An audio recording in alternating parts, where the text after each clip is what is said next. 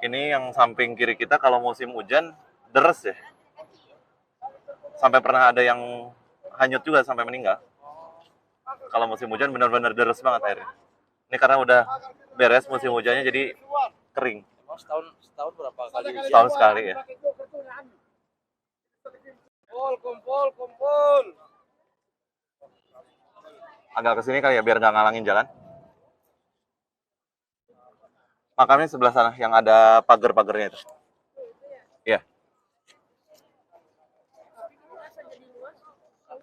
Emang udah perluasan. Ada perluasan juga. Ya, alhamdulillah rabbil alamin wassalatu wassalamu ala Rasulillah amma ba'd.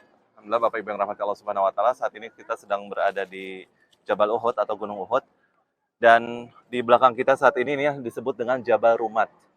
Rumat itu dalam bahasa Arab artinya adalah pemanah. Jadi ini adalah gunung yang dimana dulu para pemanah dari pasukan kaum muslimin, mereka ada di sebelah sini. Nah, Gunung Uhud yang mana? Gunung Uhud yang itu. Dari situ terus sampai ke sana itu masih Gunung Uhud. Ya. Ini semua kurang lebih panjangnya 7 km, lebarnya 3 km. Inilah yang disebut dengan Gunung Uhud. Kemudian ini yang disebut Jabal Rumat. Nah, pertanyaannya tadi sempat kita jelaskan yaitu tentang terjadinya peristiwa perang Uhud tahun berapa tadi? Tahun 2 atau 3? 3 Hijriah ya. 2 Hijriah perang Badar. Tahun 3 Hijriah terjadi peristiwa perang Uhud. Di mana peristiwa itu terjadi? Tengah-tengah antara Gunung Uhud sama Jabal Rumat ya, daerah yang sekarang kurang lebih kita berdiri saat ini. Di sebelah area sinilah kurang lebih dulu terjadinya peristiwa perang Uhud. Adapun masjid ini dibangunnya baru-baru sekarang ini ya. Tahun 2016 ke atas ini baru dibangun, sebelumnya nggak ada masjid di sini. Nah, kemudian peristiwa perang Uhud itu tadi kita katakan terjadi tahun 3 Hijriah. Kaum muslimin ketika itu menghadapi pasukan kafir Quraisy. Pertamanya kaum muslimin yang berangkat ada 1.000 orang. Dari 1.000 orang ini ternyata digembosin sama orang-orang munafik, ngapain lah kita perang capek. Udahlah mending kita balik aja, nggak usah ribet-ribet capek-capek perang. Akhirnya dari 1.000 orang kena isu-isu seperti itu, akhirnya kena hasut 300 orang balik lagi ke Madinah. Ya, tadi kita katakan bahwa kota Madinah dulu ini nggak ada penduduk yang tinggal di sini, nggak ada. Kota Madinah hanya sekitaran Masjid Nabawi. Makanya dulu para sahabat jalan dari sana, sekitar Nabawi ke sini. Dan Rasul SAW pertama kali mau perang itu diskusi dulu sama para sahabat, baik yang senior ataupun junior. Kita mau perang nih, sekarang kita kira-kira kita perangnya di mana? Para sahabat yang senior bilang, ya Rasulullah kita perang di dalam kota Madinah aja, di sekitaran sini aja. Sahabat-sahabat yang anak-anak muda, anak-anak milenial lah kalau kata kita sekarang, mereka menyarankan, ya Rasulullah kita perang daerah Uhud aja. Nah inilah bukti kepemimpinan Rasulullah SAW. Ketika mau ada satu keputusan yang diambil, nggak ngambil keputusan sendiri, tapi musyawarah dulu sama bawahan-bawahannya. Dan nggak selalu yang senior itu diambil keputusan atau pendapatnya. Akhirnya ketika itu Rasulullah SAW ngambil pendapat yang anak-anak muda, ya udah kita berangkat di Uhud. Pas udah mau berangkat ke Uhud, sahabat-sahabat senior bilang, ya Rasulullah ngapain kita ke Uhud? Udahlah kita di sini aja, perangnya di dalam kota Madinah. Maka Rasulullah SAW mengatakan, nggak pantas bagi seorang Rasul kalau udah pakai baju perang, kemudian mengurungkan niatnya. Makanya ini juga contoh bisa kita ambil, seorang pemimpin kalau ngambil keputusan A ya A, B ya B, jangan pelin-pelan, ntar ngambil A, ntar ngambil B, nggak pantas. Ini diajarkan oleh Rasulullah SAW dalam masalah leadership ya, dalam masalah kepemimpinan. Kemudian akhirnya Rasulullah SAW dengan 1.000 orang berangkat, tadi kita katakan 300 orang karena digembosin sama orang-orang munafik, 300 orang balik lagi ke Madinah, 700 orang yang berangkat. Dari 700 orang, 650 orang itu ikut perang. 50 orang naik ke Jabal Rumat ini. Mereka 50 orang pasukan pemanah. Kemudian melawan kurang lebih 3.000 orang kafir Quraisy. 3 orang kafir Quraisy ini ketika itu dipimpin oleh salah seorang sahabat, oleh Khalid ibn Walid radhiyallahu ta'ala anhu. Khalid bin Walid ketika itu belum masuk Islam. Dan kita tahu Khalid bin Walid jago banget dalam strategi perang. Akhirnya ketika itu bayangkan 650 perangnya di sini, lawan 3.000. Tapi 650 ini kebantu sama 50 orang yang di atas, yang pasukan pemanah. Jadi kaum muslimin bisa dikatakan ketika itu hampir menang. Kenapa? Yang 50 orang ini yang di atas terus-terusan manah dari atas. Yang di bawah yang 3.000 udah kocar-kacir. Kenapa? Karena ada 50 orang yang di atas Gunung Uhud. Tapi Rasulullah SAW sebelum perang Uhud dimulai, beliau mewasiatkan kepada 50 orang pemanah ini, Rasulullah SAW mengatakan, jangan turun dari Jabal Rumat sampai ada perintah untuk turun. Walaupun kalian sudah melihat jasa dari Jabal Rumat lebih cepat waktunya. Karena Khalid bin Walid ngatur strategi muter balik, kaum muslimin sebagian yang udah balik tuh. Mereka kalah, mereka mau balik ke Mekah. Ternyata bukan mau balik ke Mekah, tapi muter balik. Akhirnya Khalid bin Walid berhasil merubah kondisi sehingga kaum muslimin tadi kita katakan hampir dikatakan kalah, tapi kita katakan kaum muslimin mengalami kerugian. Dari situlah banyak kaum muslimin yang gugur sebagai syahid. Nah, kemudian Rasulullah SAW sendiri dalam perang Uhud, beliau terluka, giginya patah, pelipisnya terluka, badannya beliau berdarah-darah. Ini bukti bahwa Rasulullah SAW walaupun beliau manusia, walaupun beliau seorang rasul, beliau juga manusia biasa yang bisa luka, bahkan luka parah ketika perang Uhud. Kemudian ketika itu ada isu dari orang-orang munafik bahwa Rasulullah SAW udah wafat. Akhirnya kaum muslimin sisanya juga udah nggak semangat perang. Ngapain lagi kita perang? Rasulullah SAW udah meninggal. Tapi ternyata Rasulullah SAW dilindungi oleh para sahabat, sehingga Rasulullah SAW walaupun terluka parah, tapi tetap masih hidup, dan dikasih tahu, nggak benar isu Rasulullah SAW udah wafat. Rasulullah SAW masih hidup.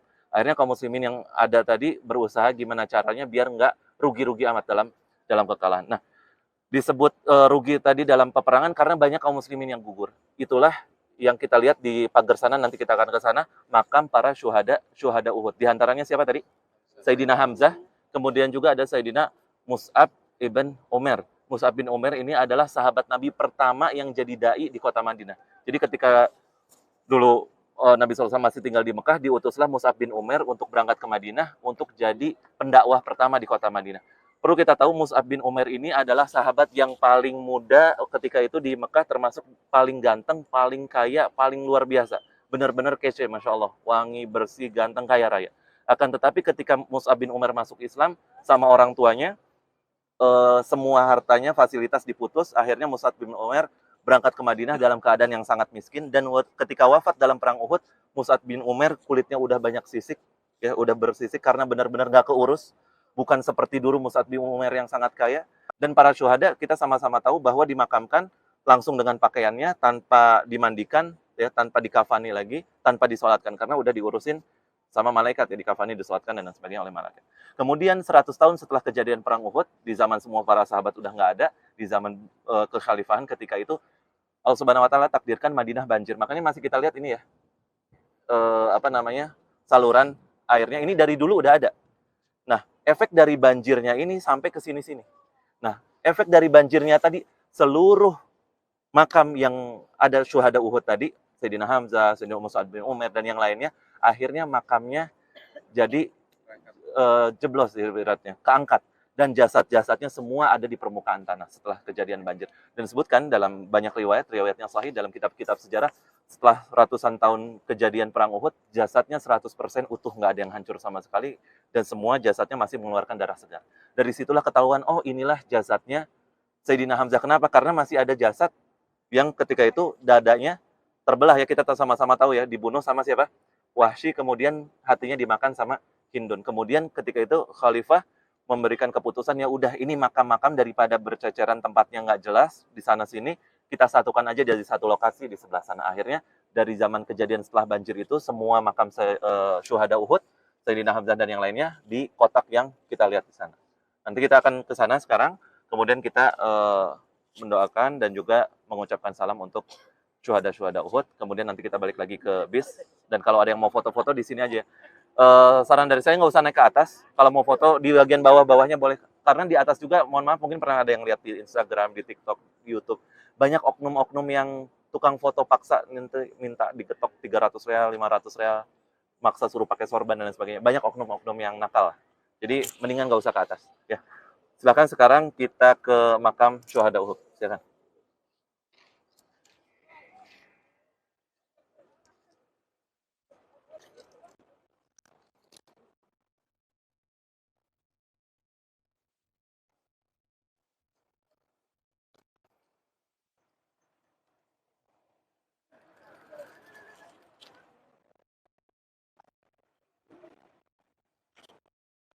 Ngomong depan orang nggak grogi, nggak kagok, bisa. Lama-lama bisa. Ana juga dulu enggak gitu. Jam terbang sih. Tapi Ana dulu juga malu, orang yang nggak pedean, tapi lama-kelamaan karena udah pede aja gitu. Ana waktu di pesantren ikut apa namanya? Kayak lomba-lomba khutbah, khutbah yang kayak gitu, ya akhirnya jadi ya udah. Kuburkan ini. Kita sama-sama baca doanya sebagaimana disudahkan oleh Nabi SAW ketika ziarah kubur. Ya. Assalamualaikum ya ahlad diyar minal mu'minin wal muslimin wal muslimin wa inna wa inna insyaallah insyaallah bikum bikum lahiqun. lahiqun. Nas'alullaha Nas'alullah lana lana walakum wa lakum al-afiyah. al-afiyah. Itu ya, doa yang disunahkan ketika ziarah kubur. Sekali lagi ya. Assalamualaikum Assalamualaikum ya ahlad diyar ya ahlal diyar minal mu'minin minal mu'minin wal muslimin wal muslimin wa inna wa inna insyaallah insyaallah bikum bikum lahiqun. lahiqun. Nas'alullaha Nas'alullah lana lana walakum wa lakum al-afiyah. al-afiyah. Itu doa yang disunahkan ketika kita ziarah kubur. Ziarah kubur manapun ya, sunnah membaca doa yang tadi. Maka silakan setelah ini bisa kita kembali ke bis kalau ada yang mau foto-foto sekitar Jabal Rumat, Jabal